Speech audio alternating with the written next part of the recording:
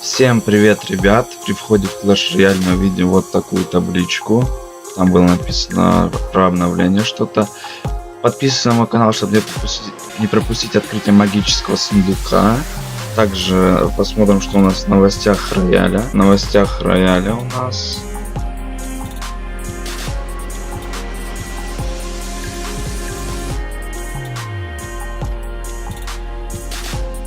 В новостях рояля у нас новый баланс, обновление баланса.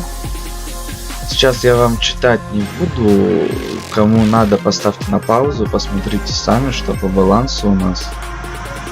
Изменили очень много карт и также пофиксили какие-то баги, понятное дело.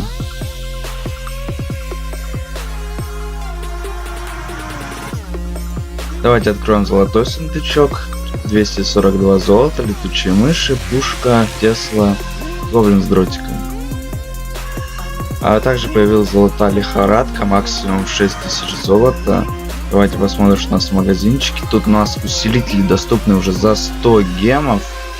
То есть в прошлый раз я не помню, за сколько они были, но, по-моему, очень выгодно стало.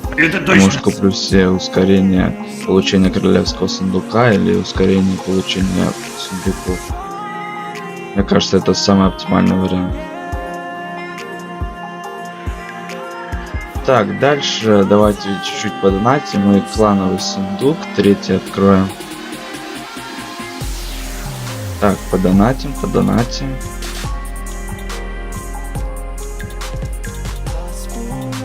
Зап, мини-пека и запросим фаервольчик, как обычно, и откроем клановый сундук на 60 карт, 360 золота, бочка со скелетами, лучница, боевой таран и торнадо.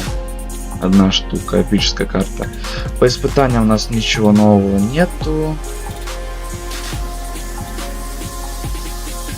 Давайте серебряный сундучок еще я тут подвез.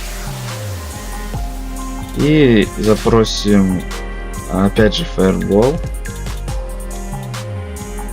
А вот элитных варваров Артуру я донатить не буду. Артур, играть элитными варварами — это зашквар. Золото, кристаллы, элитные варвары, которых я не подонатил, мартира, скелеты и гигант, 9 штук.